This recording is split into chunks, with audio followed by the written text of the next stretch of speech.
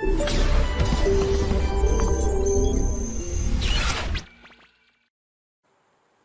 You students, इतना स्नेह और प्यार देने के लिए।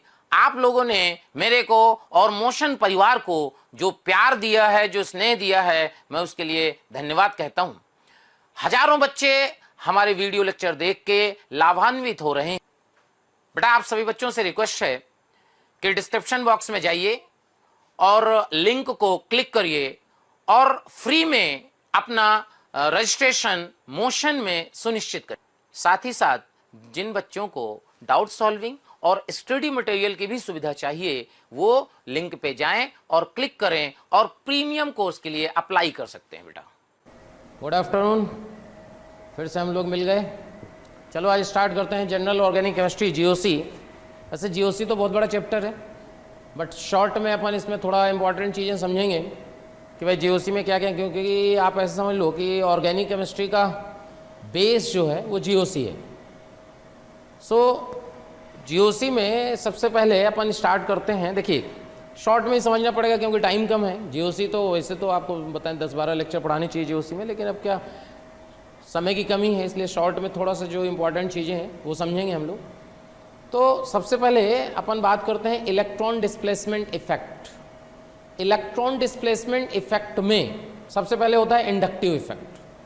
इंडक्टिव इफेक्ट क्या होता है, अगर थोड़ा सा आइडिया लगाएं कि भाई यार इंडक्टिव इफेक्ट क्या है, तो इंडक्टिव इफेक्ट दो प्रकार का, एक होता है प्लस आई और सेकेंड होता है माइनस आई। बात जरा समझो, प्लस आई इफेक्ट क्या होता है? प्लस आई इफेक्ट होता है इलेक्ट्रॉन डोनेटिंग टेंडेंसी, और माइनस आई का मतलब होता है इलेक्ट्रॉन विड्रॉइंग टेंडेंसी। अब ये हुआ यार, ये होता कैसे है? तो देखो, सपोज अगर अपन ये बात करें कि मान लीजिए आपके पास ये कोई कंपाउंड एक्स ऐसे लगा हुआ है, बात समझो, इस बॉन्ड की बात करते हैं यहाँ पे। अगर अपन ये कहें कि if electronegativity of carbon greater than electronegativity of X, check करें, electronegativity of carbon is greater than electronegativity of X, तो क्या ये जो बॉन्डेड इलेक्ट्रॉन हैं ये कार्बन की तरफ शिफ्ट हो जाएंगे, और कार्बन की तरफ शिफ्ट हो जाएंगे तो इस एक्स पे डेल पॉजिटिव और कार्बन पे डेल नेगेटिव आ जाएगा। यानी एक प्रकार से ऐसा नहीं लग रहा कि एक्स अपने इलेक्ट्रॉन दे रहा है। क्या कहानी क्लियर है? अच्छा, एक बात और समझो, अगर एक्स अपने इलेक्ट्रॉन दे रहा है, इसका मतलब ये हुआ कि it shows plus I effect of X. Check करो, क्योंकि एक्स अपने इलेक्ट्रॉन दे रहा है। अच्छा, एक बात समझो, इंडक्टिव इफेक्ट में होता क्या है? ये जो सिंगल बॉन्डेड इलेक्ट्रॉन है ये शिफ्ट होते हैं। क्या कहानी क्लियर हो रही है? अच्छा, एक बात समझो, क्या होता है कि जो इलेक्ट्रॉन डिस्प्लेसमेंट इफेक्ट होता है दो तरह का होता है। एक होता है परमानेंट इफेक्ट, एक होता है टेम्परेरी इफेक्ट। सो परमानेंट इफेक्ट और टेम्परेरी इफेक्ट का क्या लॉजिक है? परमानेंट इफेक्ट का मतलब होता है ऐसा इफेक्ट जो हमेशा ही वर्क करता है। तो ये जो इलेक्ट्रोनिगेटिविटी का डिफरेंस है ये तो हमेशा ही रहेगा। तो जो इंडक्टिव इफेक्ट होता है वो एक प्रकार से क्या है? परमानेंट इफेक्ट है। ओके, तो यहाँ पे एक्स अपने इलेक्ट्रॉन दिया तो प्लस आई इफेक्ट हो गया, कहानी के लिए। अच्छा, एक बात समझो, अगर आपको ए प्लस और ए माइनस, हम अगर तीन ये एलिमेंट लिखें और पूछें कि इसमें इलेक्ट्रोनिगेटिविटी का ऑर्डर क्या होगा, किसकी इलेक्ट्रोनिगेटिविटी ज़्यादा होगी, तो सिंपल पॉजिटिव है। अगर किसी में पॉजिटिव चार्ज है, पॉजिटिव चार्ज कैसे आता है? पॉजिटिव चार्ज ऐसे आता है कि जब आप इसके इलेक्ट्रॉन क्या करते हो, निकाल लेते हो। और इलेक्ट्रोनिगेटिविटी का मतलब क्या होता है? It is a tendency to attract to the electron. ठीक है, तो इसका मतलब अगर इसके इलेक्ट्रॉन निकल गए हैं तो इसका मतलब इसमें इलेक्ट्रॉन की कमी है। इसका मतलब इसको इलेक्ट्रॉन सबसे ज़्यादा चाहिए। इसका मतलब कि जो इलेक्ट्रोनिगेटिविटी है वो जो है, आप ऐसे समझो कि ए प्लस की सबसे ज़्यादा होगी, फिर ए की होगी, फिर ए माइनस की होगी, इलेक्ट्रोनिगेटिविटी ऑर्डर। सो ए प्लस की सबसे ज़्यादा है, यानी पॉजिटिव चार्ज अगर होगा तो इलेक्ट्रॉन को खींचने का पावर, विड्रॉ करने का पावर ज़्यादा होगा।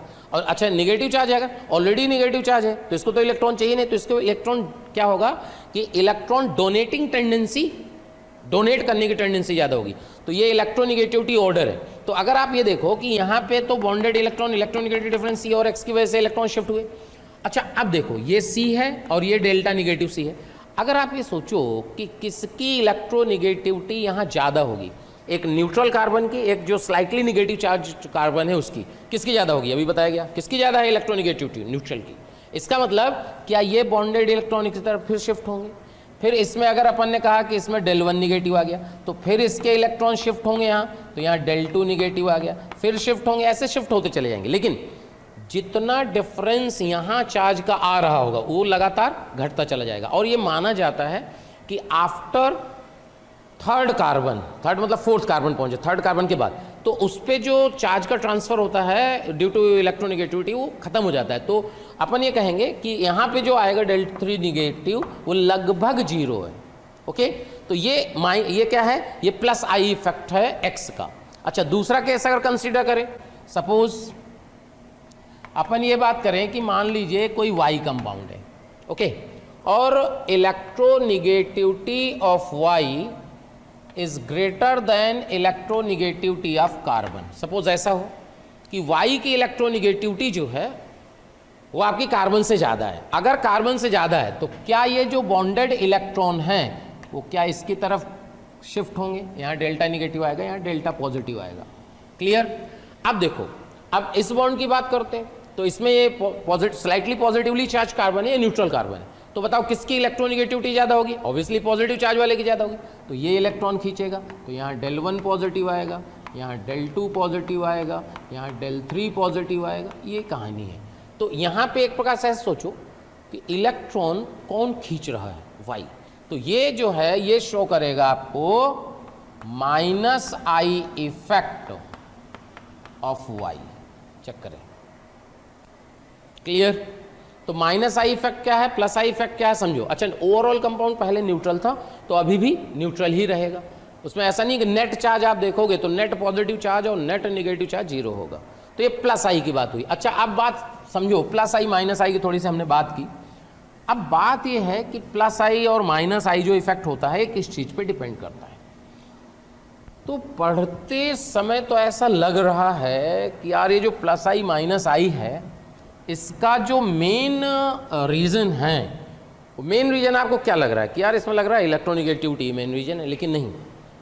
केवल इलेक्ट्रोनिगेटिविटी से आप प्लस आई माइनस आई का आइडिया नहीं लगा सकते, क्योंकि इस एलिमेंट पे भी डिपेंड करता है।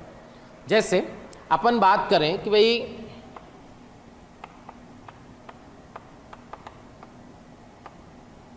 Decreasing order of plus I effect, अगर decreasing order of plus I effect की बात करें कि यार प्लस आई इफेक्ट किसका होगा, तो देखो होता क्या है कि जनरली जितने भी एल्काइल ग्रुप हैं, like methyl, ethyl, propyl, butyl, isobutyl, ये सारे जो हैं क्या शो करते हैं? प्लस आई। तो देखो आप समझना, अगर अपन प्लस आई इफेक्ट की बात करें तो प्लस आई इफेक्ट अभी आपको बताया गया था। प्लस आई इफेक्ट का मतलब क्या होता है? Electron donating tendency. अच्छा, इलेक्ट्रॉन डोनेटिंग टेंडेंसी की अगर बात करें तो इलेक्ट्रॉन डोनेट कौन करेगा? जिसके पास इलेक्ट्रॉन ज़्यादा होंगे या उसकी जिसकी इलेक्ट्रोनिगेटिविटी कम होगी। जिसकी इलेक्ट्रोनिगेटिविटी कम होगी उसमें इलेक्ट्रॉन देने की टेंडेंसी ज़्यादा होगी। ओके, अब आप ऐसे सोचो कि आपको अभी थोड़ी देर पहले बताया गया कि अगर आपने ए प्लस ए माइनस 3 एलिमेंट लेते हैं तो सबसे ज़्यादा इलेक्ट्रोनिगेटिविटी किसकी होती है? पॉजिटिव चार्ज की, फिर न्यूट्रल की, फिर निगेटिव। यानी कि सबसे कम इलेक्ट्रोनिगेटिविटी किसकी हुई? जिसमें निगेटिव चार्ज है। अच्छा, जिसमें निगेटिव चार्ज है उसकी इलेक्ट्रोनिगेटिविटी कम है, तो क्या उसका इलेक्ट्रॉन देने की टेंडेंसी क्या होगी? सबसे ज़्यादा होगी। और सबसे ज़्यादा होगी इसका मतलब उसका प्लस आई सबसे ज़्यादा होगा। तो अगर अपन बात करें, सपोज ये ऐसे जुड़ा हुआ है, CH2 माइनस है, एक में NH माइनस है, एक में O माइनस है, 3 एलिमेंट है। इन 3 एलिमेंट में आपको ये देखना है कि प्लस आई इफेक्ट सबसे ज़्यादा किसका होगा। अब क्योंकि ये तीनों ही निगेटिवली चार्ज हैं, तो अब निगेटिवली चार्ज हैं तो इलेक्ट्रॉन कौन ज़्यादा देगा? तो फिर अब निगेटिव चार्ज वाला कॉन्सेप्ट तो फेल हो गया, क्योंकि तीनों में निगेटिव चार्ज है। अब कौन ज़्यादा देगा? तो आपको ये समझना पड़ेगा कि निगेटिव चार्ज किस पे ज़्यादा स्टेबल है। अच्छा, निगेटिव चार्ज जिस पे ज़्यादा स्टेबल होगा, सोचो। अच्छा, निगेटिव चार्ज स्टेबल का क्या कॉन्सेप्ट है? निगेटिव चार्ज स्टेबल का कॉन्सेप्ट है कि वो निगेटिव चार्ज देना ही नहीं चाहता। अगर निगेटिव चार्ज नहीं देना चाहता इसका मतलब उसका प्लस आई सबसे कम होगा। अच्छा, निगेटिव चार्ज कैसे देखोगे? देखो, कार्बन, नाइट्रोजन, ऑक्सीजन, ये सेकेंड पीरियड एलिमेंट है, इनका साइज लगभग बराबर है। अगर साइज लगभग बराबर है तो इसका मतलब ये हुआ कि डोमिनेटिंग फैक्टर क्या होगा? इलेक्ट्रोनिगेटिविटी। तो इलेक्ट्रोनिगेटिविटी की अगर बात करें कि यार इलेक्ट्रोनिगेटिविटी सबसे ज़्यादा किसकी होती है? ऑक्सीजन की। फिर किसकी होती है? नाइट्रोजन की। फिर कितनी होती है? कार्बन की। यानी अगर इलेक्ट्रोनिगेटिविटी ऑक्सीजन की ज़्यादा है नाइट्रोजन से, नाइट्रोजन की ज़्यादा है कार्बन से, यानी क्या ऑक्सीजन पे नेगेटिव चार्ज ज़्यादा स्टेबल होगा? भाई जिसकी इलेक्ट्रोनिगेटिविटी ज़्यादा उस पर नेगेटिव चार्ज ज़्यादा स्टेबल, तो नेगेटिव चार्ज O पे ज़्यादा स्टेबल होगा, N पे, फिर कार्बन पे। यानी अगर प्लस आई का, यहाँ से प्लस आई का ऑर्डर समझा जाए कि ऑर्डर ऑफ प्लस आई क्या होगा, तो ऑर्डर ऑफ प्लस आई जो होगा वो बात जब समझिए, सबसे ज़्यादा होगा CH2 माइनस, फिर होगा NH माइनस, फिर होगा O माइनस। बात क्लियर करिए। ये है प्लस आई का ऑर्डर। अभी हमने 3 एलिमेंट लिए तो उसको हिसाब से अपने प्लस आई का ऑर्डर ये डिसाइड किया कि भाई प्लस आई का ऑर्डर ऐसे होगा। क्या कहानी क्लियर है? बिल्कुल बेसिक से बात अभी कर रहे हैं। चलिए आगे बात करते हैं।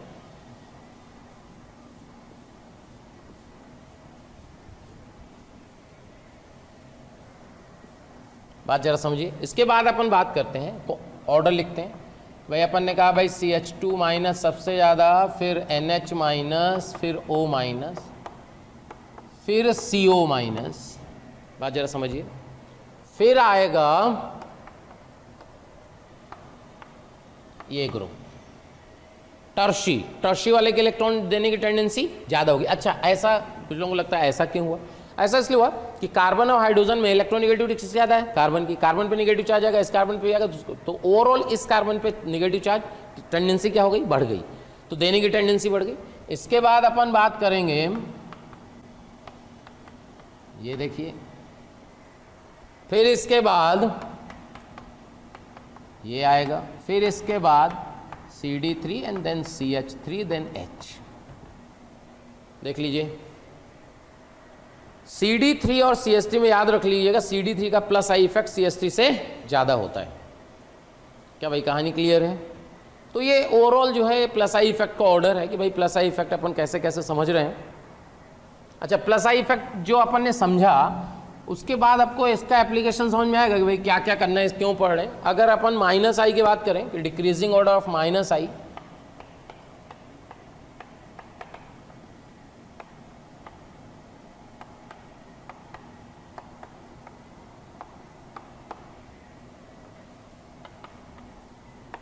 Decreasing order of minus I effect, देखिए फिर वापस आते हैं। माइनस आई इफेक्ट की अगर बात करेंगे तो माइनस आई का मतलब क्या है? इलेक्ट्रॉन खींचना। तो इलेक्ट्रॉन विड्रॉ कौन करेगा? इलेक्ट्रॉन विड्रॉ वही करेगा जिसकी इलेक्ट्रोनिगेटिविटी ज़्यादा होगी, यानी कि पॉजिटिव चार्ज। सो अगर अपन बात करें कि यार पॉजिटिव चार्ज की इलेक्ट्रोनिगेटिव सबसे ज़्यादा है, तो उसको इलेक्ट्रॉन विड्रॉ करने की टेंडेंसी जो होगी वो सबसे ज़्यादा होगी। अब पॉजिटिव चार्ज में भी अगर मान लीजिए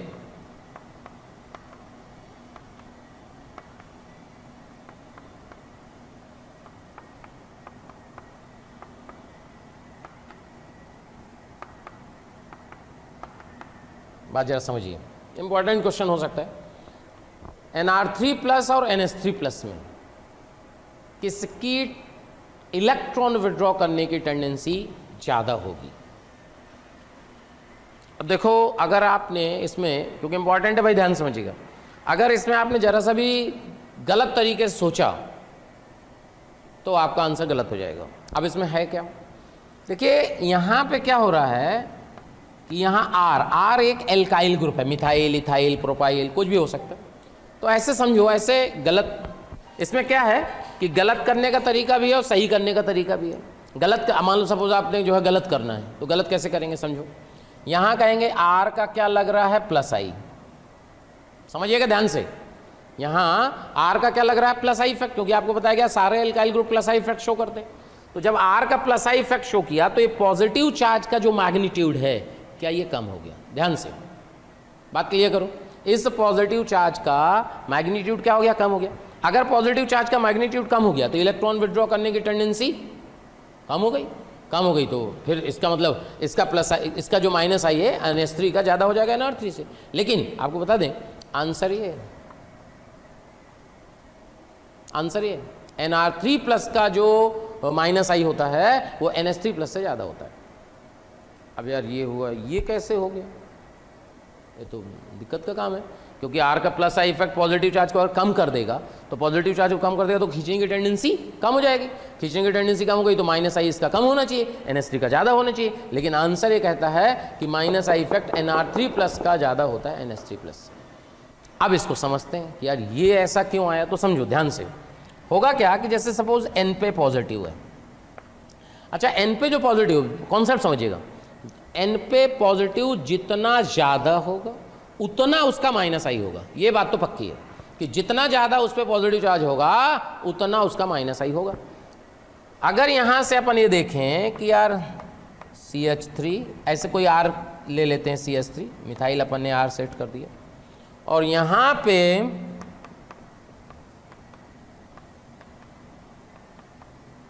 ये बात जरा समझिए, ये अपन ने सेट किया। अब होगा क्या, यहाँ N और C के बीच का बॉन्ड है, समझना ध्यान से, N और C के बीच का बॉन्ड है। जब N और C के बीच का बॉन्ड है तो यहाँ C की इलेक्ट्रोनिगेटिव और N की इलेक्ट्रोनिगेटिविटी, N की इलेक्ट्रोनिगेटिविटी sp3 हाइब्रिडाइज्ड कार्बन की लगभग 3 होती है और C की इलेक्ट्रोनिगेटिविटी होती है 2.4। तो N की इलेक्ट्रोनिगेटिविटी और C की इलेक्ट्रोनिगेटिविटी में लगभग डिफरेंस आया 0.6 का, यानी ये जो इलेक्ट्रॉन इधर शिफ्ट हो रहे हैं वो 0.6 के डिफरेंस से शिफ्ट हो रहे हैं। क्या कहानी क्लियर हो रही? अच्छा यहाँ आते हैं, sp3 हाइब्रिडाइज्ड नाइट्रोजन की इलेक्ट्रोनिगेटिविटी आपको कितनी बताई गई? कितनी बताई गई भाई? 3। और H की कितनी बताई, आपको पता होगी कितनी होती है? 2.1। तो यहाँ 3 और 2.1 का डिफरेंस कितना आया? 0.9। अगर 0.9 आया, इसका मतलब यहाँ जो इलेक्ट्रॉन, इस बॉन्डेड इलेक्ट्रॉन जो शिफ्ट होंगे वो कितने से शिफ्ट होंगे? 0.9 से। यानी क्या यहाँ पे बॉन्डेड इलेक्ट्रॉन N की तरफ ज़्यादा शिफ्ट हो रहे हैं? अगर N की तरफ इलेक्ट्रॉन ज़्यादा शिफ्ट हो रहे हैं तो क्या यहाँ N का पॉजिटिव चार्ज ज़्यादा घट गया होगा? और N का पॉजिटिव चार्ज अगर ज़्यादा घट गया तो माइनस आई कम हो गया, इसलिए इसका माइनस आई ज़्यादा होता है। क्या भाई कहानी क्लियर है? इंपॉर्टेंट है, क्वेश्चन है, आ सकता है एग्जाम में, ध्यान रखना, क्योंकि आपने जरा सा दिमाग लगाया आपका आंसर गलत। कहानी क्लियर? तो NR3+ का माइनस आई NH3+ के माइनस आई से ज़्यादा होता है। क्या कहानी क्लियर है? ओके।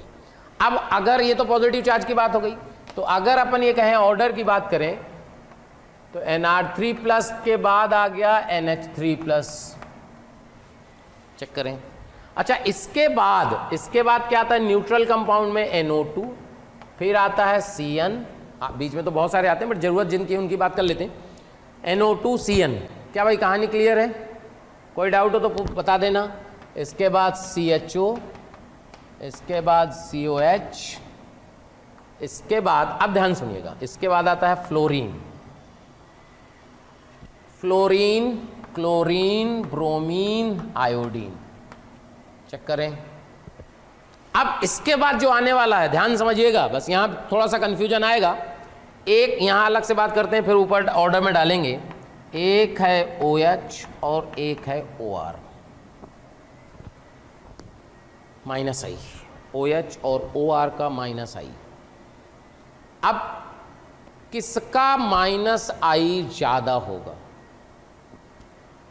खुद भी लॉजिक लगाओ, दिमाग लगाओ। अच्छा ध्यान रखना, ये बुक्स में इसमें गड़बड़ दिया है तो इसलिए थोड़ा सा केयरफुल रहें, क्योंकि एग्जाम में जब आएगा तो दिक्कत हो सकती है। OH और OR में माइनस आई किसका ज़्यादा होगा? क्या लग रहा है, क्या होना चाहिए? सिंपल, सेम कॉन्सेप्ट लगाइए, सेम कॉन्सेप्ट। सपोज अपन ने OCH3 कर दिया, दिमाग लगाना, यहाँ पे OH है, यहाँ पे अपना OCH3 है, तो यहाँ पे देखो, यहाँ पे OCH3 OC बॉन्ड है, तो यहाँ पे मान लीजिए इलेक्ट्रॉन इसकी तरफ शिफ्ट किया और यहाँ आया del1 निगेटिव। क्या आया? del1 negative, okay. और इधर से शिफ्ट हुए तो यहाँ आया del2 निगेटिव। अब आप हमारे को ये बताओ कि इसमें चार्ज del1 बड़ा है, मैग्नीट्यूड की बात होगी क्या? del1 बड़ा है कि del2? बोलो, del1 बड़ा है कि del2? क्या कहेंगे बताओ भाई, क्योंकि ये इलेक्ट्रोनिगेटिव डिफरेंस यहाँ ज़्यादा है तो यहाँ del2 का वैल्यू ग्रेटर देन del1 होगा। बिल्कुल क्लियर होना चाहिए। अगर del2 का वैल्यू ज़्यादा है इसका मतलब O पे निगेटिव चार्ज का मैग्नीट्यूड ज़्यादा है इससे तो अगर निगेटिव चार्ज है तो खींचने की टेंडेंसी कम हो गई, क्योंकि निगेटिव चार्ज की टेंडेंसी क्या होती है, देने की, इलेक्ट्रॉन देने की टेंडेंसी होती है। इसलिए ये क्या आता है यहां ध्यान से, OR देन OH। क्या भाई कहानी क्लियर है, OR देन OH, क्योंकि यहां अपन गड़बड़ कर सकते हैं OR और OH में, ध्यान रखना, क्योंकि अपने को लगेगा कि अच्छा गलत करना है ना आपको, चलो गलत करने का तरीका बता देते हैं। आर का प्लस आई कंसीडर कर लो। अगर अपन ने कहा आर का प्लस आई लगेगा तो उसमें O पे निगेटिव चार्ज यहां बढ़ जाएगा, यहां बढ़ते ही माइनस आई कम हो जाएगा। फिर अगर आपने यहां प्लस आई कंसीडर किया तो फिर यहां क्यों नहीं किया, कॉन्सेप्ट तो दोनों सेम ही है। तो आपको ध्यान रखना पड़ेगा कि भाई ऐसा जो है ये माइनस आई का ऑर्डर है। ओके, इसके बाद जो है, इसके बाद आगे बात करते हैं। प्यारे बच्चों, बहुत सारे बच्चों के कमेंट आ रहे हैं ना कि आप इस टॉपिक पे वीडियो बनाइए, तो मैं बच्चों आपको बताना चाहता हूं कि ऐसा हो सकता है कि वो वीडियो ऑलरेडी चैनल में पड़ा हो। उसके लिए आपको करना क्या है कि मोशन के चैनल को सब्सक्राइब करना है और बेल आइकन को हिट करना है, जिससे आपके कोई भी नोटिफिकेशन मिस ना हो। हम कोशिश करेंगे कि आपकी जो डिमांड है मोशन परिवार पूरी करे। इसके बाद अपन बात करेंगे कि इसके बाद आएगा NH2 और इसके बाद आएगा H। ध्यान से इतना आप रट लोगे तो काम चल जाता है। अच्छा आप ध्यान रखना, फिर बात, अगर बात इलेक्ट्रोनिगेटिविटी की होती, अपन थोड़ी देर पहले बात कर रहे थे कि क्या माइनस आई प्लस आई में केवल इलेक्ट्रोनिगेटिविटी ही रिस्पॉन्सिबल है माइनस आई प्लस आई के लिए, नहीं ना ना, देखो बात समझो। यहां पे आप देखोगे कि आयोडीन की जो इलेक्ट्रोनिगेटिविटी है वो ऑक्सीजन से भी ज़्यादा है, ऑक्सीजन से भी कम है और नाइट्रोजन से भी कम है। क्योंकि आयोडीन की इलेक्ट्रोनिगेटिविटी कितनी होती है, कार्बन सल्फर आयोडीन, ये तीन एलिमेंट है जिसकी इलेक्ट्रोनिगेटिविटी हम लगभग सेम मानते हैं। तो कार्बन की 2.4 होती तो लगभग अपन आयोडीन की भी 2.4 के आसपास मान सकते हैं। लेकिन ऑक्सीजन की इलेक्ट्रोनिगेटिविटी तो कितनी होती है, बोलो जल्दी बोलो, कितनी होती है भाई, सबसे ज्यादा किसकी होती है, तो पता ही नहीं तुम लोगों को, कोई बात नहीं। सबसे ज्यादा इलेक्ट्रोनिगेटिविटी होती है फ्लोरीन की। पाउलिंग स्केल अपन फॉलो करते हैं। Most electronegative element in the periodic table according to Pauling scale क्या है भाई, फ्लोरीन। फ्लोरीन के बाद क्या होता है, ऑक्सीजन। अच्छा फ्लोरीन की कितनी होती है इलेक्ट्रोनिगेटिविटी, 4। ऑक्सीजन की कितनी होती है, 3.5। नाइट्रोजन और क्लोरीन की लगभग बराबर मानते हैं हम लोग। नाइट्रोजन और क्लोरीन की इलेक्ट्रोनिगेटिविटी लगभग बराबर मानते हैं, कितनी, 3। लेकिन अगर मान लो बाई चांस कोई आपसे पूछ ही ले कि भैया नाइट्रोजन क्लोरीन की लगभग बराबर मानते हैं, ज़्यादा किसकी होती है, नाइट्रोजन क्लोरीन में अगर आप देखोगे कि इलेक्ट्रोनिगेटिविटी किसकी ज़्यादा होती है, तो क्लोरीन की होती है। क्लोरीन की होती है 3.16 और नाइट्रोजन की होती है 3.04। तो लगभग हम उसको 3 मानते हैं। लेकिन अगर कोई पीछे ही पड़ जाए कि नहीं बताओ दोनों में ज़्यादा किसकी होती है, तो क्लोरीन की ज़्यादा होती है। तो यहाँ से आप देखोगे कि भाई इसकी इलेक्ट्रोनिगेटिविटी लगभग 2.4 के बराबर है, तो ऑक्सीजन की तो 3.5 है, तो ऑक्सीजन का माइनस आई ज़्यादा होना चाहिए। क्या भाई, माइनस आई ऑक्सीजन का ज़्यादा होना चाहिए। लेकिन ऐसा होता नहीं है, क्योंकि इसका रीजन केवल इलेक्ट्रोनिगेटिविटी नहीं है। होता क्या है एग्जैक्टली में, क्या होता है कि जो कनेक्टेड एलिमेंट है उस पर कितना चार्ज आ रहा है उस पर भी डिपेंड करता है। जैसे अपन ने कहा कि भाई अगर OR लगा दिए तो OR OC की इलेक्ट्रोनिगेटिव डिफरेंसेस पे निगेटिव चार्ज आ जाएगा, और निगेटिव चार्ज आते ही उसकी इलेक्ट्रॉन खींचने की जो विड्रॉइंग की जो टेंडेंसी है वो घट जाती है। अच्छा जब आप ये सिंगल एलिमेंट लगाते हो हाइड्रोजन, तो हाइड्रोजन में तो कोई ऐसा कोई चार्ज है नहीं जिस पे चार्ज आ जाए। अच्छा और हाइड्रोजन में क्या होता है कि इसमें वैकेंट और डी ऑर्बिटल भी होते हैं, तो उसको जो खींचने की टेंडेंसी है वो ज़्यादा होती है। तो ध्यान रखना, कभी कभी क्या होता है कि कुछ लोगों को लगता है क्या, अगर आपको आइडिया नहीं है, ऑर्डर नहीं पता, पहले से कुछ नहीं पता, तो आपको क्या लगेगा, अरे इलेक्ट्रोनिगेटिविटी तो मेन रीजन है, इसका मतलब जो OR है या OH है उसका जो माइनस आई होगा वो इन तीनों से तो ज़्यादा ही होगा। फिर भाई अगर आपने केवल इलेक्ट्रोनिगेटिविटी कंसीडर की तो आपको लगेगा कि OH और OR का जो माइनस आई है वो क्लोरीन, ब्रोमीन, आयोडीन तीनों से ज़्यादा होगा। फ्लोरीन का तो ठीक है क्योंकि फ्लोरीन की इलेक्ट्रोनिगेटिविटी ऑक्सीजन ज़्यादा है, लेकिन ऐसा है नहीं। इसलिए आपको क्या करना है, ये रट लेना है। क्या करना है, रट लेना है। क्या भाई कहानी क्लियर हो रही है, देख लीजिए। तो ये माइनस आई का ऑर्डर आया।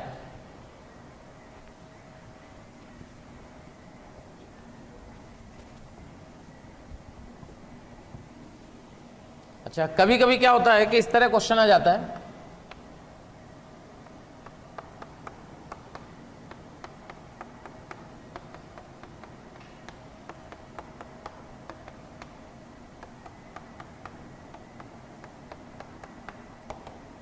ये देखिए, इसमें आपको बोला compare the electron withdrawing power, compare the electron withdrawing power. अच्छा, इलेक्ट्रॉन विड्रॉइंग पावर कंपेयर करना, मतलब क्या कंपेयर करना है भाई? माइनस आई। इलेक्ट्रॉन विड्रॉइंग पावर मतलब क्या कंपेयर करना है? माइनस आई। अगर इनमें अपने को माइनस आई कंपेयर करना है, अब देखो ध्यान से सुनना, फिर अगेन इंपॉर्टेंट क्वेश्चन। देखो माइनस आई देखना है, तो इस पे अपने को माइनस आई का मतलब होता है कि पॉजिटिव चार्ज जितना होगा उतना माइनस आई ज्यादा होगा। तो अगर यहां पे देखोगे ये कार्बन जुड़ा है, ये कार्बन जुड़ा है, ये और ये, अगर इन चारों पे हमें देख लें किस पे पॉजिटिव चार्ज ज्यादा आता है, तो आंसर आ जाएगा। देखो होगा क्या, क्योंकि अगर देखो यहां पे लोन पेयर है, ये लोन पेयर है, थोड़ा मोड़ा आपको रेजोनेंस का आइडिया होना ही चाहिए। तो लोन पेयर है, रेजोनेंस में है, तो यहां पे देखो ऐसे, देखो ये पाई बॉन्ड जैसे ऐसे ब्रेक करेगा ना, ऐसे ब्रेक करेगा तो यहां पॉजिटिव चार्ज आएगा, और इस पॉजिटिव चार्ज को ये लोन पेयर खट से खत्म कर देगा। देखो मतलब ऐसे हो जाएगा।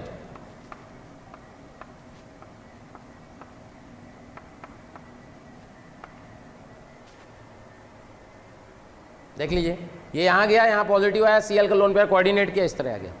एक्चुअली में मन तो बहुत है कि आपको पूरा पढ़ा दिया जाए, लेकिन क्या टाइम लिमिट की वजह से अपन पूरा जीओसी बात नहीं कर सकते, इसलिए बीच बीच में अपने को यूज करना पड़ेगा, क्योंकि अपने पास लेक्चर कम है। वैसे तो टाइम मिलेगा तो कभी बात करेंगे। तो यहाँ पे अपन बात की है कि भाई ऐसा हो गया कि भाई Cl लोन पेयर कोऑर्डिनेट किया, तो इसका मतलब पॉजिटिव खत्म हो गया। अच्छा, दूसरा इधर देखिए आप, इसके लिए क्या होगा कि यहाँ O negative double bond NH2+, इसी तरह इसमें हो जाएगा, इसी तरह इसमें हो जाएगा, यानी चारों में पॉजिटिव चार्ज खत्म हो रहा है। अब ये देखना है कि पॉजिटिव चार्ज ज्यादा किस में होगा, तो ध्यान रखना Cl हैलोजन, हैलोजन एक स्पेशल कैटेगरी में आता है। अगर Cl, देखो Cl का माइनस आई, अभी अपने बताया कि भाई Cl का तो माइनस आई होता है। अगर Cl, ध्यान से, अगर Cl का माइनस आई है और यहाँ Cl का लोन पेयर रेजोनेंस में भी है। अच्छा, कभी कभी क्या होता है कि उसको दो चीजें होती हैं, एक होता है लोकलाइज्ड लोन पेयर, एक होता है डीलोकलाइज्ड लोन पेयर। तो लोकलाइज्ड का मतलब होता है कि लोन पेयर रेजोनेंस में नहीं है, और डीलोकलाइज्ड का मतलब होता है लोन पेयर रेजोनेंस में है। ऐसे भी क्वेश्चन आता है कि कहाँ कहाँ रेजोनेंस है। बहुत आसान है, जहाँ लोन पेयर है या नेगेटिव चार्ज पॉजिटिव चार्ज, उसको डबल मान लो, डबल सिंगल डबल, अगर कॉन्जुगेशन आ रहा है तो रेजोनेंस में। तो कभी भी हैलोजन का अगर लोन पेयर रेजोनेंस में है तो ध्यान रखना दो फैक्टर आ गए, एक रेजोनेंस भी आ गया और एक माइनस आई। माइनस तो दोनों परमानेंट इफेक्ट है, तो हमेशा माइनस आई का वैल्यू रेजोनेंस से ज़्यादा होता है। यानी रेजोनेंस से क्या कर रहा है? इलेक्ट्रॉन दे रहा है। रेजोनेंस से क्या कर रहा है? इलेक्ट्रॉन दे रहा है। और माइनस आई से क्या करेगा? खींचेगा। और आपको क्या बताया? इन केस ऑफ हैलोजन, ध्यान से, in case of halogen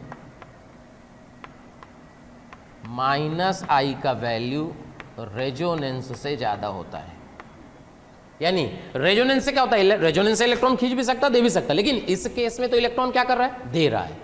electron दे रहा है और माइनस आई से क्या करेगा? इलेक्ट्रॉन खींचेगा। तो बताओ नेट क्या करेगा? खींचेगा। नेट क्या करेगा? खींचेगा। तो अगर नेट खींचेगा तो इस कार्बन पे पॉजिटिव बढ़ाएगा या घटाएगा? समझना पड़ेगा। इस कार्बन पे जो पॉजिटिव होगा वो बढ़ाएगा या घटाएगा? बताओ जल्दी बताओ, क्या करेगा? घटाएगा या बढ़ाएगा? जल्दी बोलो। बढ़ाएगा। पॉजिटिव क्या करेगा?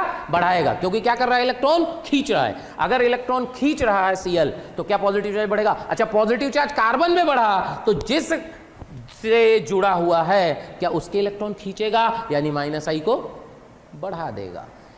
इसमें क्या होता है? इसमें रेजोनेंस यानी देने का इफेक्ट है और माइनस आई है, बट प्लस जो इलेक्ट्रॉन डोनेटिंग टेंडेंसी है वो ज़्यादा होती है। केवल हैलोजन में होता है जिसमें माइनस आई का वैल्यू रेजोनेंस से ज़्यादा होता है, बाकी सब में नहीं होता। तो इसका मतलब हुआ कि अगर अपन इलेक्ट्रॉन विड्रॉइंग का माइनस आई और ऑर्डर ऑफ माइनस आई की बात करेंगे, ऑर्डर ऑफ माइनस आई, तो सबसे ज़्यादा होगा COCl, सबसे ज़्यादा। अच्छा, अब इन तीनों में बात करते हैं, वो तो आगे निकल गया, इन तीनों बात करते हैं। देखो, एक N का लोन पेयर रेजोनेंस में जा रहा है, एक O का लोन पेयर रेजोनेंस में जा रहा है। अब बताओ इलेक्ट्रॉन देने की टेंडेंसी N की ज़्यादा होगी या O की ज़्यादा होगी, समझना पड़ेगा भाई। N ज़्यादा, देखो N और O में साइज में कोई डिफरेंस नहीं है, सेकेंड पीरियड एलिमेंट है। तो क्या चेक करते हैं, अगर हम ध्यान सुनना, फिर से एक इंपॉर्टेंट बात बताते हैं, along the period, along the group, अलग अलग चीज़ें। जब हम अलोंग द पीरियड जाते हैं तो पीरियड का मतलब मैंने कहा भाई सेकेंड पीरियड की बात हो रही है। सेकेंड पीरियड में क्या होता है, सेकेंड पीरियड में साइज में डिफरेंस आता है या नहीं आता, अपने को समझना पड़ेगा। जैसे जैसे मान लो आपने नाइट्रोजन लिया, नाइट्रोजन में कितने इलेक्ट्रॉन होते हैं, 7। फिर उसके बाद आपने ऑक्सीजन लिया, ऑक्सीजन में कितने इलेक्ट्रॉन होते हैं, 8। अभी 1 इलेक्ट्रॉन उसी में ऐड हुआ सेकेंड पीरियड में, तो साइज में कोई फर्क थोड़ी ना आएगा, लेकिन पीरियोडिक टेबल में आएगा वो। तो पीरियोडिक टेबल में तो साइज ही कंपेयर करना था, तो अलग चीज़ है। लेकिन अगर हम ऑर्गेनिक की बात करेंगे तो अलोंग द सेम पीरियड हम ये मानेंगे कि साइज ऑलमोस्ट कांस्टेंट रहता है। तो अलोंग द पीरियड, कभी भी अगर अलोंग द पीरियड की बात हो, क्या कंसीडर कर लो, इलेक्ट्रोनिगेटिविटी। अगर कभी भी अलोंग द पीरियड की बात हो तो क्या कंसीडर कर लो, इलेक्ट्रोनिगेटिविटी। और अगर अलोंग द ग्रुप की बात हो तो ग्रुप में समझो, जैसे आपने कहा भाई कि ग्रुप की बात करते हैं, नाइट्रोजन, नाइट्रोजन के जस्ट बाद आता है फास्फोरस, तो नाइट्रोजन तो सेकंड पीरियड में और फास्फोरस थर्ड पीरियड में, यानी क्या हुआ, मेन शेल चेंज हो गया। तो शेल चेंज होने से साइज बहुत बढ़ता है। तो जब कभी हम अलोंग द ग्रुप की बात करेंगे तो हमेशा कंसीडर करेंगे साइज की। क्या कंसीडर करेंगे, साइज। जब कभी अलोंग द पीरियड की बात होगी क्या कंसीडर करेंगे, इलेक्ट्रोनिगेटिविटी। दिमाग में बैठा लो, अलोंग द ग्रुप क्या कंसीडर करेंगे, जल्दी बोलो जल्दी, क्या कंसीडर करेंगे, साइज। अलोंग द पीरियड क्या कंसीडर करेंगे, इलेक्ट्रोनिगेटिविटी। बस इतना दिमाग में बैठाओ। तो यहाँ पे इनके साइज में कोई डिफरेंस नहीं है, लेकिन इलेक्ट्रोनिगेटिविटी में डिफरेंस है। तो नाइट्रोजन और ऑक्सीजन में अगर बात करो तो किसकी इलेक्ट्रोनिगेटिविटी ज़्यादा है, थोड़ी देर पहले बताई गई थी, किसकी ज़्यादा है भाई, ऑक्सीजन की। अच्छा, इलेक्ट्रोनिगेटिविटी का मतलब क्या है, इलेक्ट्रोनिगेटिविटी का मतलब होता है इलेक्ट्रॉन खींचने की टेंडेंसी। तो ऐसे सोचो कि इलेक्ट्रॉन खींचने की टेंडेंसी, इलेक्ट्रोनिगेटिविटी का मतलब होता है, आप दूसरे शब्दों में अगर देशी भाषा में समझें तो इलेक्ट्रोनिगेटिविटी का मतलब होता है इलेक्ट्रॉन लविंग। इलेक्ट्रॉन को, अब हिंदी इसकी देख लेना तुम लोग ना, इलेक्ट्रॉन लविंग का मतलब क्लियर हो रहा है कि इलेक्ट्रॉन को प्यार करने वाला। तो जो जिसको प्यार करेगा वो देगा थोड़ी ना।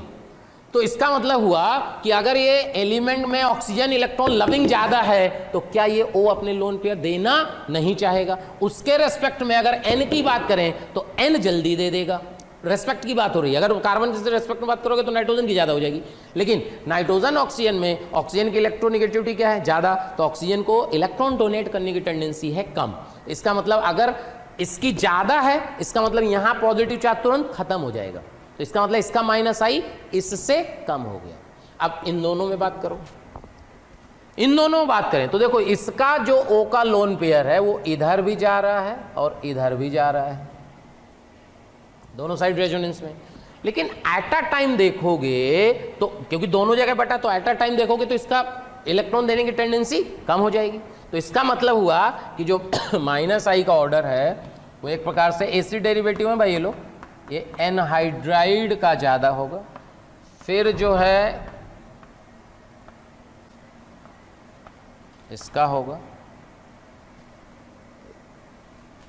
माइनस आई का ऑर्डर है ना, माइनस आई का ऑर्डर इसका हो गया।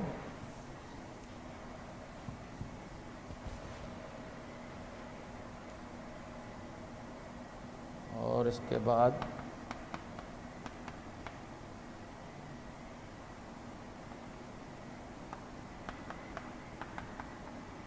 एक बार फिर से चेक कर लेते हैं, इसका तो माइनस आई नेट था तो ये हो गया। अब इन दोनों में फिर चेक करो, एक तो ये लोन पेयर कम देना चाह रहा था, पहली बात तो इन दोनों में O है, तो ये दोनों लोन पेयर कम देना चाह रहे हैं, तो इस पे पॉजिटिव चार्ज क्या होगा, ज्यादा होगा, ज्यादा होगा तो माइनस आई आएगा। अच्छा, इसका तो सबसे लास्ट में होगा, क्यों सबसे लास्ट में होगा, क्योंकि ये बहुत इजीली लोन पेयर दे के उसका पॉजिटिव चार्ज खत्म कर देगा। अब इन दोनों में कंपेयर करना है, तो इन दोनों में क्या करेंगे, दोनों में डिस्ट्रीब्यूटेड है, तो इसका मतलब ये एक साइड कम दे पाएगा तो पॉजिटिव चार्ज ज्यादा रहेगा, ज्यादा रहेगा तो माइनस आई ज्यादा रहेगा। देख लो भाई, तो ये इंपॉर्टेंट क्वेश्चन है, 4 एसिड डेरिवेटिव का माइनस आई कंपेयर करना। तो सबसे ज्यादा होगा एसिड हैलाइड का, फिर होगा एनहाइड्राइड का, फिर होगा ईस्टर का, फिर होगा एमाइड का। ये माइनस आई का ऑर्डर है।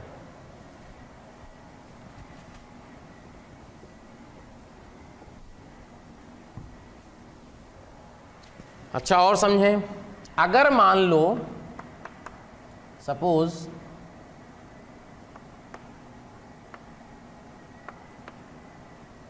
ये है, और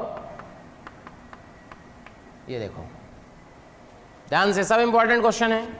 यहां पे अपन ने क्या किया कि ऐसे समझो कि मान लीजिए यहां CH2 प्लस है, CH2 ऐसे लगा है, CH2 प्लस है और CH2 ऐसे लगा है। यानी अगर ये पोजीशन दोनों की क्या है, सेम, किसके रेस्पेक्ट में, पॉजिटिव चार्ज के रेस्पेक्ट में, दोनों की पोजीशन सेम है। एक में लगे हैं 2 Cl और एक में लगा है NO2। आपको पता है कि NO2 का -I Cl से ज्यादा होता है, अभी आपको बताया गया था। लेकिन क्योंकि 2 Cl लगा दिए, 2 Cl लगा दिए, तो जो -I ऑर्डर होगा, जो ऑर्डर ऑफ -I होगा, तो ध्यान रखना कि अगर 2 Cl का -I एक NO2 से ज्यादा होगा। लेकिन वो कब, जब दोनों की पोजीशन सेम हो।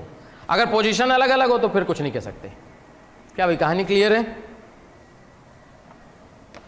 अच्छा, और देखो, मान लीजिए ये कंपाउंड है CH2X और एक कंपाउंड है CH2OH। ध्यान रखना, अपन केवल वही चीजें कंसीडर कर रहे हैं जो एग्जाम में आती हैं और जो आप गलत कर देते हो। यहां पे X जो है वो है FCl Br और I, हेलोजन है, हेलोजन। OH तो क्लियर है। अब देखो इसमें क्या है कि जो X है वो हेलोजन है, हेलोजन का क्या होता है, -I। अच्छा, बॉन्डेड तो ये कार्बन है। अच्छा, आपको बिगिनिंग में बताया कि जो एल्काइल ग्रुप है उसका क्या होता है, +I। अगर एल्काइल ग्रुप का +I इफेक्ट लगेगा, एल्काइल ग्रुप का +I, तो इसका +I, हेलोजन का -I। तो एक कह रहा है मैं इलेक्ट्रॉन दूंगा, एक कह रहा है मैं खींचूंगा। ये तो फिर क्या हो गया, पावर की बात हो गई भाई, रस्सी वाला हो गया, रस्सी एक इधर खींच रहा है, एक उधर खींच रहा है, तो जिसमें ज्यादा दम होगा वो खींच ले जाएगा। तो आपको ये क्या, अच्छा एक बात समझो, ज्यादा दम होगा, ये कैसे पता चलेगा, ये नहीं पता चलेगा। वो फिर ऐसे कैसे रटना है, क्योंकि ऐसे कैसे आप ये तो एक्सपेरिमेंटल ऑर्डर है, बिना आप पता किए आप ये बता ही नहीं सकते कौन खींचेगा। तो आपको क्या करना है, ये आपको भगवान का प्रसाद समझ के रट लेना है कि CH2X जो है हमेशा नेट -I इफेक्ट शो करेगा। ध्यान रखना है, ये तो एक्सपेरिमेंटल है क्योंकि CH2 का +I है और X का -I है। तो ये पाया गया कि X का -I जो है वो नेट ज़्यादा हो जाता है CH2 से, तो आपको ये क्या करना है, -I हो गया। अब यहाँ आते हैं, ध्यान सुनिए, यहाँ CH2 का +I, OH का -I। तो ये पाया गया कि जो CH2OH है ये इसका नेट क्या होगा, +I इफेक्ट। ध्यान रखना, यानी यहाँ +I इफेक्ट डोमिनेट करेगा। तो ये CH2 जो है नेट इलेक्ट्रॉन क्या हो जाएगा, डोनेटिंग, और CH2X आएगा तो नेट क्या हो जाएगा, इलेक्ट्रॉन विथड्रॉइंग।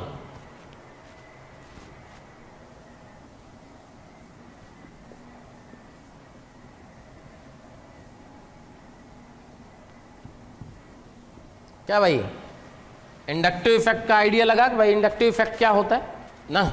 इसके बाद और आगे बात करते हैं, थोड़ी थोड़ी बात करेंगे, फिर क्वेश्चन करेंगे, क्योंकि बहुत डिटेल में नहीं बता सकते।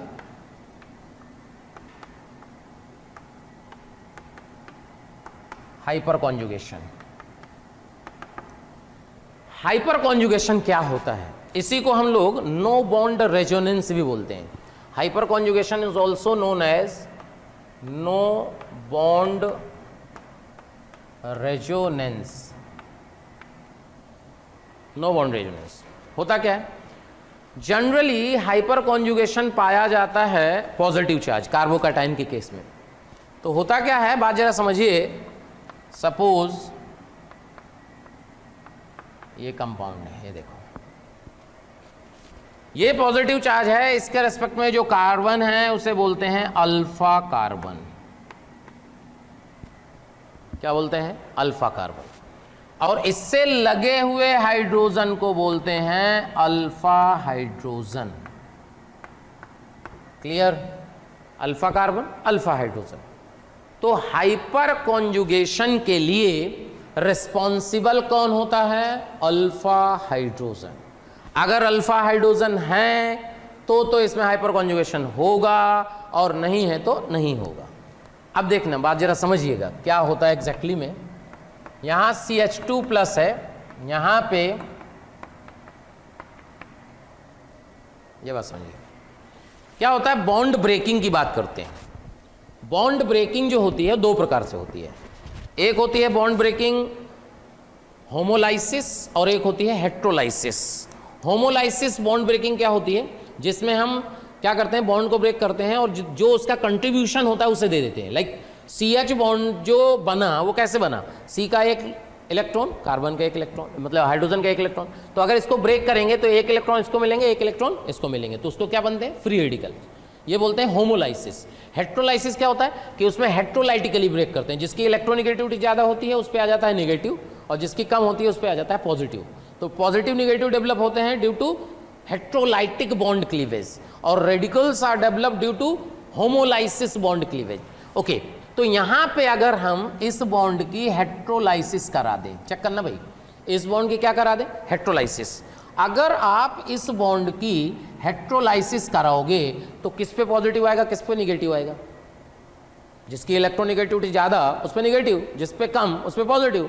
तो कार्बन हाइड्रोजन में किसकी इलेक्ट्रोनिगेटिविटी ज़्यादा है, कार्बन की, तो कार्बन पे क्या आएगा, निगेटिव, हाइड्रोजन पे क्या आएगा, पॉजिटिव। और जैसे ही यहाँ निगेटिव आया ये पॉजिटिव से कंबाइन करके डबल बॉन्ड बना लेगा। यानी कहने का मतलब ये, प्यारे बच्चों, अगर आपको हमारी वीडियोस पसंद आ रही हों तो उनको लाइक और शेयर करें, जिससे जरूरतमंद बच्चों तक वो वीडियो पहुंच सके।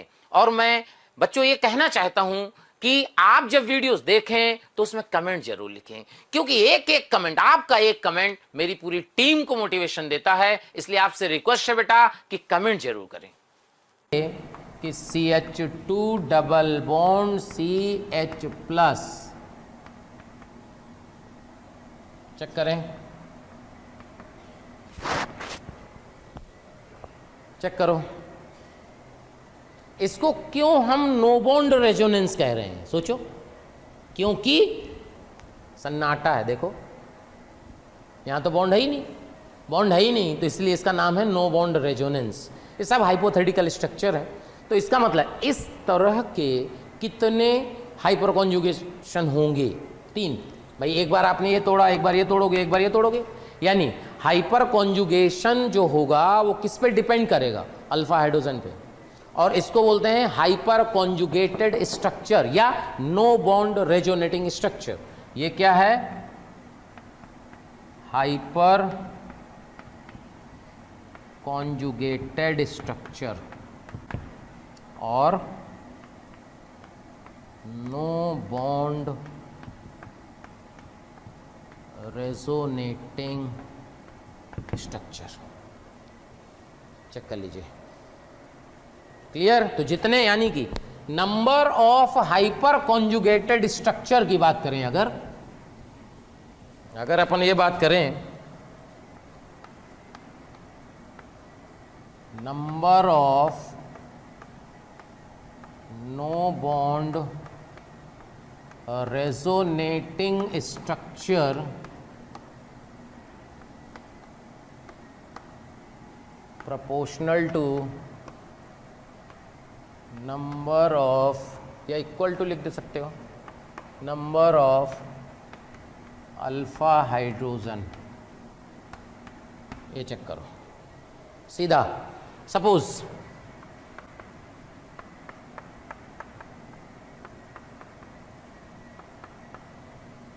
चेक करो क्या कहेंगे,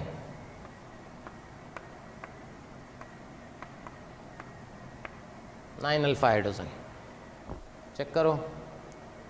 अच्छा एक बात और आपको बता दें, कुछ बुकों में क्या लिखा है जो आप, क्योंकि बहुत सारा बच्चा जो है बुक भी पढ़ता है और आपको स्कूल में भी पढ़ाया जाता है, तो ये लिखा है कि जितना ज़्यादा नंबर ऑफ अल्फा हाइड्रोजन होता है उतना ज़्यादा हाइपर कॉन्जुगेटेड स्ट्रक्चर होता है, तो सब में लिखा है। अच्छा, हाइपर कॉन्जुगेटेड स्ट्रक्चर लिखा है N+1 बुकों में, जो पुरानी बुक्स है, नई बुकों में तो चेंज हो गया। पुरानी बुकों में लिखा है number of hyperconjugated structure equal to N+1 where N is the number of alpha hydrogen, और ये गलत है। सीधा क्या है, N+1 नहीं होता है, N होता है। एक्चुअली में क्या करते हैं, जैसे हम लोग रेजोनेंस कंसीडर करते हैं तो रेजोनेटिंग स्ट्रक्चर जब निकालते हैं तो रेजोनेटिंग स्ट्रक्चर में सेल्फ को भी कंसीडर करते हैं, तो जितने रेजोनेटिंग बनते हैं और सेल्फ को मिला के वो N+1 हो जाता है। लेकिन ऐसा ये हाइपर कॉन्जुगेशन में नहीं होता, ध्यान रखना। क्यों नहीं होता, क्योंकि हाइपर कॉन्जुगेशन का मतलब होता है नो बॉन्ड रेजोनेटिंग स्ट्रक्चर। अरे तो भाई इसको कैसे मान लिए, इसमें तो सारे बॉन्ड हैं। जब इसमें आपके सारे बॉन्ड अवेलेबल हैं तो आप इसको नो बॉन्ड रेजोनेटिंग स्ट्रक्चर में थोड़ी ना कंसीडर कर सकते हो। तो यहाँ अगर आपसे ये पूछा जाए कि इसमें कितने अल्फा हाइड्रोजन है या कितने हाइपर कॉन्जुगेटेड स्ट्रक्चर हैं, तो 9। ये आईआईटी का क्वेश्चन है, ये क्वेश्चन आईआईटी में पूछा था।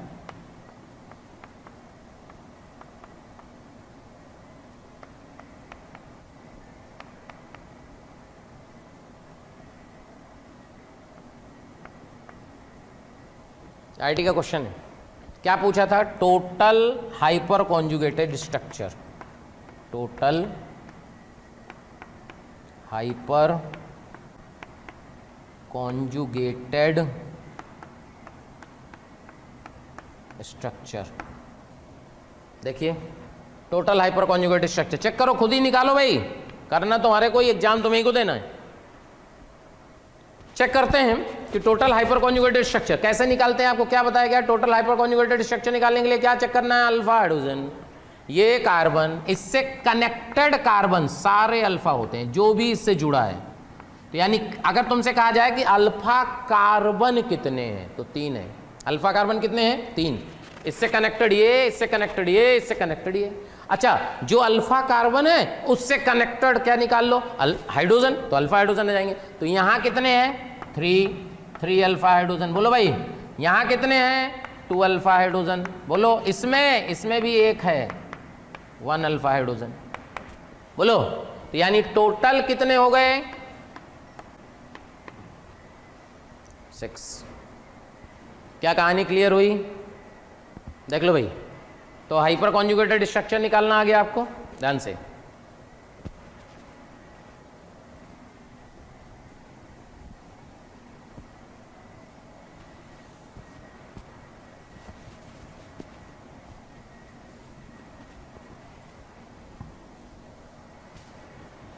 इसके बाद अपन आगे बात करते हैं। हाइपर कॉन्जुगेशन समझ में आया? अब देखो जो हाइपर कॉन्जुगेशन है,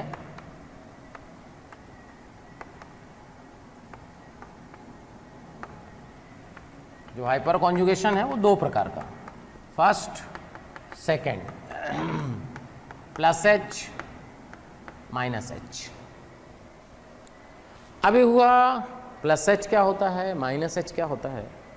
तो यार देखो +H और -H की बात करें कि किस हाइपर कॉन्जुगेशन को हम +H कहेंगे, किस हाइपर कॉन्जुगेशन को हम -H कहेंगे। बहुत आसान सा तरीका है।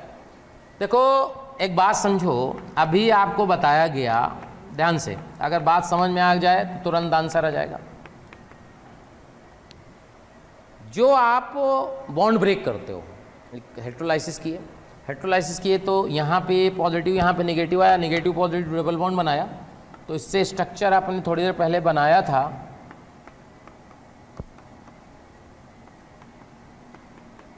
क्या भाई कहानी क्लियर हो रही है? तो क्या ये वाला पार्ट सिस्टम से अलग हो गया? बोलो सिस्टम से अलग हो गया, घर से निकाल दिया गया इसे, ठीक है। तो इसका नाम दे देते हैं आवारा एटम। क्या है? आवारा। तो अगर आवारा एटम जो सिस्टम से निकल रहा है, अगर वो पॉजिटिव चार्ज है तो अपने आप क्या हो गया? +H, झंझट ही खत्म। अगर आवारा एटम जो सिस्टम से, जो घर से निकाल दिया गया, वो पॉजिटिव चार्ज है तो हो गया +H, ठीक। अभी हुआ तो अच्छा, तो -H तो हो ही नहीं सकता। अब मान लो किसी को ऐसा लगे कि -H है क्या इसमें, चेक कर लेते हैं, निकालो H को, क्या निकालो? माइनस, तो C पे क्या आया? प्लस। अच्छा प्लस तो प्लस का भी बॉन्ड नहीं बना सकता, इसका मतलब ये तो हो ही नहीं सकता -H। क्या कहानी क्लियर है? +H की क्लियर। अच्छा -H समझो, -H क्या होगा देखना।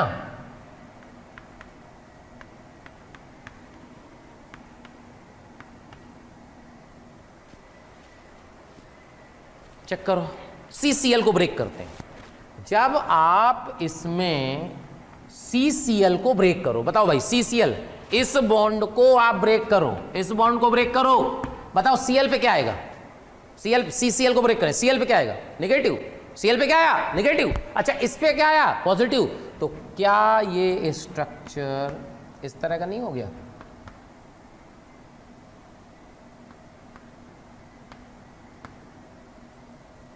चेक करें, चेक करो जल्दी से। तो यहां से ये जो आवारा एटम है, क्या ये निगेटिव चार्ज हो गया? घर से कौन निकला? निगेटिव। इसका मतलब ये हो गया it is a -H effect. क्या कहानी क्लियर हुई? तो -H और +H क्लियर हो गया भाई। -H +H क्या होता है?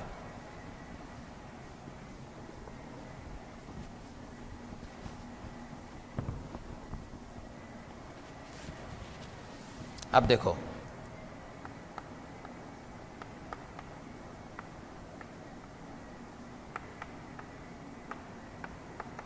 हाइपर कॉन्जुगेशन इन एल्कीन।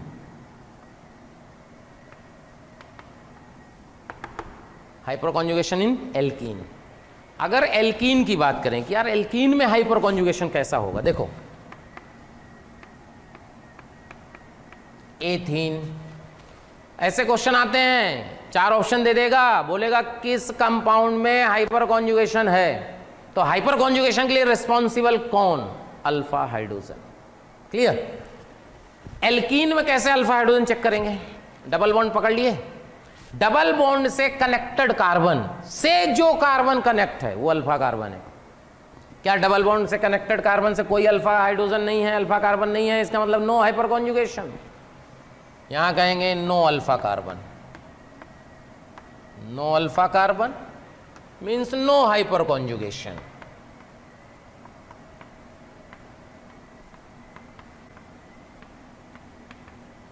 क्या भाई कहानी क्लियर है? यानी बेसिकली क्या करना है, इस डबल बॉन्ड को गोला बनाओ और इससे कनेक्टेड कार्बन चेक करो कोई है कि नहीं है, तो बहुत बढ़िया, नहीं है तो नहीं। जैसे सपोज अपन ने कहा हम लेते हैं प्रोपीन, ये ले लिए प्रोपीन। प्रोपीन लिए, डबल बॉन्डेड वाले को सिस्टम में ले आओ, ये दोनों अपने घर के आदमी हैं, इससे जो जुड़ा है ये है अल्फा कार्बन। क्या हो गया भाई? ये अल्फा कार्बन। अच्छा, इससे हाइड्रोजन कितने हैं? 3 अल्फा हाइड्रोजन। इसका मतलब इसमें हाइपर कॉन्जुगेशन होगा। क्या कहानी क्लियर हो रही है? इसमें अल्फा हाइड्रोजन है। अच्छा, अब ये समझो कि अल्फा हाइड्रोजन है तो हाइपर कॉन्जुगेशन कैसे होगा, अब ये समझते हैं। देखिए,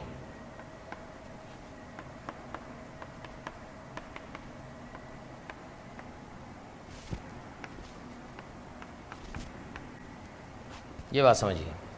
यहां पे अगर अपन बात करें कि यहां पे क्या हो रहा है, अगर अपन देखें कि अल्फा हाइड्रोजन तो ये है, क्या इस बॉन्ड की अगर हम, ध्यान समझिएगा, इस बॉन्ड की अगर हम हेट्रोलाइसिस कराएं, क्या कराएं? हेट्रोलाइसिस। H पे क्या आएगा? जल्दी बोलो। पॉजिटिव। H पे क्या आएगा? पॉजिटिव। C पे क्या आएगा? निगेटिव। C पे निगेटिव, और ये बॉन्ड यहां ब्रेक कर गया, ये देखो, तो ये पाई बॉन्ड यहां शिफ्ट किया, यहां निगेटिव, यहां क्या है? पॉजिटिव। यहां पे क्या आया था? निगेटिव, तो निगेटिव पॉजिटिव डबल बॉन्ड। यानी क्या ये स्ट्रक्चर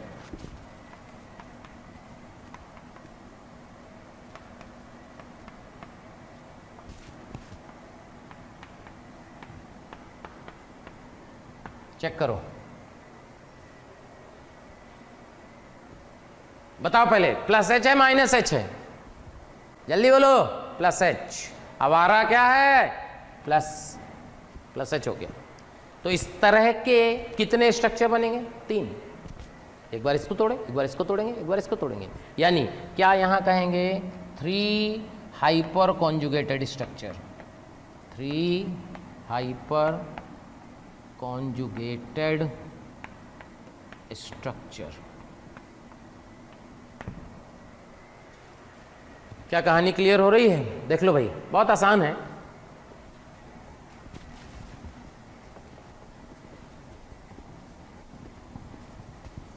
एक बात और समझो, जो इसमें स्टेबिलिटी ऑफ एल्कीन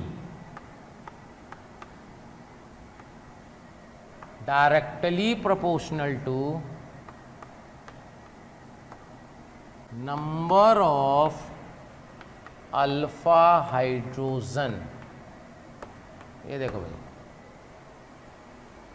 जितना ज़्यादा अल्फा हाइड्रोजन होगा उतना एल्कीन की स्टेबिलिटी होगी। कहने का मतलब ये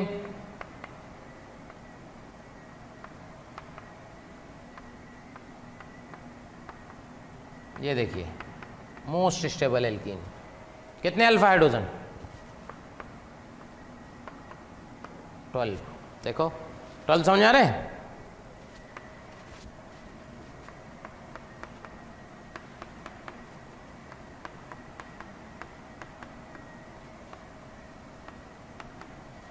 nine alpha hydrogen,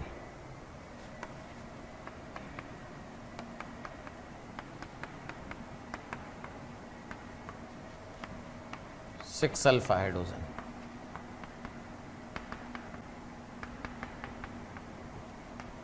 three alpha hydrogen, zero alpha hydrogen. Check करें, it is the stability of alkene. क्या भाई बात समझ में आ रही है? Stability of alkene.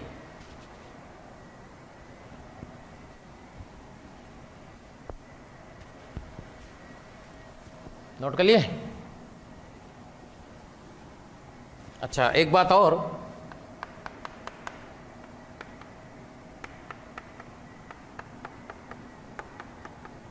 थोड़ा सा आइडिया होगा, ये सिस फॉर्म है,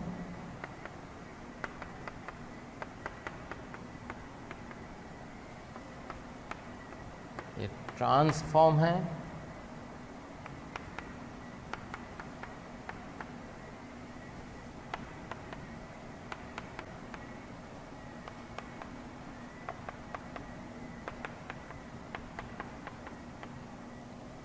ये इसको बोलते हैं आइसोब्यूटीन, और ये ब्यूटीन है, 1 ब्यूटीन। अब आपको क्या करना है, इन चारों में स्टेबिलिटी की बात करनी है। क्या बात करनी है? स्टेबिलिटी, कि इन चारों में स्टेबिलिटी किसकी ज़्यादा होगी। अब फंस गया मामला। मामला कैसे फंस गया कि अगर देखो, अगर अपन बात करें जनरली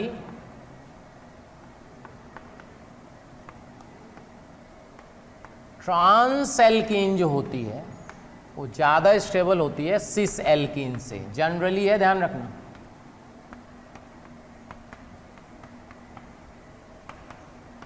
स्टेबिलिटी ऑर्डर जनरली क्या करते हैं हम लोग, ट्रांस एल्कीन की स्टेबिलिटी सिस एल्कीन से क्या होती है? ज़्यादा। देखो, तो अगर हम ये बात करें कि भाई ये सिस है और ये ट्रांस है, तो ट्रांस की स्टेबिलिटी इससे तो ज़्यादा है क्योंकि दोनों लगभग सेम है। लेकिन यहाँ पे देखो, इसमें भी 6 अल्फा हाइड्रोजन है। देखो 6 alpha hydrogen, 6 alpha hydrogen, 6 alpha hydrogen. ये देखो, इन तीनों में अल्फा हाइड्रोजन बराबर है। अब फंस गया मामला, क्योंकि अल्फा हाइड्रोजन बराबर है, अब तो आप बात ही नहीं कर सकते। तो इसमें अपन ने क्या लगा दिया? ट्रांस मोर स्टेबल है सिस से। इसमें फंस गया ना मामला भाई। अब इसमें आइसोब्यूटीन की स्टेबिलिटी किससे ज़्यादा बोले भाई, क्या होगा? तो होता क्या है एग्जैक्टली में कि अगर हम आइसोब्यूटीन की बात करें, इसकी स्टेबिलिटी सबसे ज़्यादा होती है, और फिर आता है ट्रांस टू ब्यूटीन, और फिर आता है सिस टू ब्यूटीन, और फिर आता है लास्ट में 1 ब्यूटीन। अब हुआ ऐसा क्यों हो गया यार? तीनों में तो 6 थे, सिस ट्रांस का तो समझ में आया, ये आइसोब्यूटीन सबसे ऊपर कैसे हो गई? सिंपल, अगर इसका आप हाइपर कॉन्जुगेटेड स्ट्रक्चर बनाओ, देखो एक स्ट्रक्चर बना के दिखाते हैं आपको। हाइपर कॉन्जुगेटेड स्ट्रक्चर बनाओगे तो CH2, यहाँ H+ अलग हो गया होगा, यहाँ double bond C, CH3, CH2-। Check करो, ये बनेगा? बना के देख लो। यहाँ से H+ अलग हुआ, निगेटिव चार्ज आया, ये पाई बॉन्ड यहाँ घूमा, आ गया। इसके बाद अगर आप इसका एक हाइपर कॉन्जुगेटेड स्ट्रक्चर बनाओगे, देखना क्या होगा।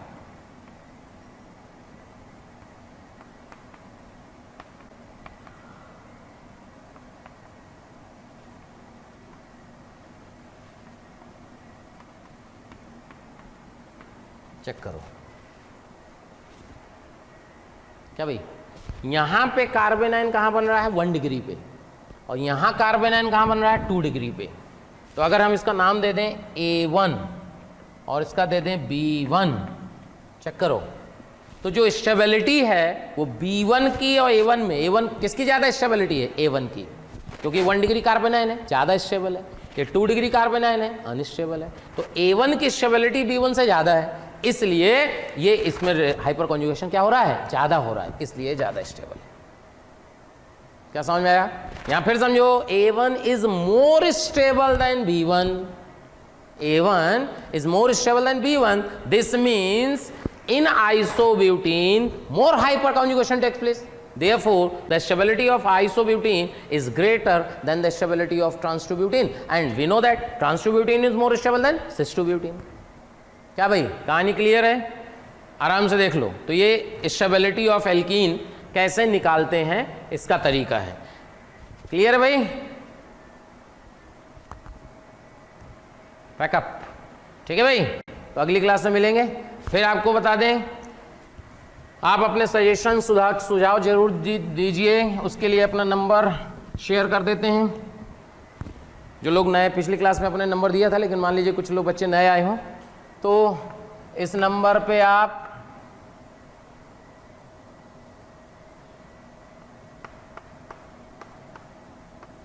ये नंबर व्हाट्सएप नंबर है। आपको कोई दिक्कत आ रही है, कोई डाउट है, तो व्हाट्सएप करके आप पूछ सकते हैं, ठीक है? तो अगली क्लास में मिलेंगे फिर। चलो, बाय बाय।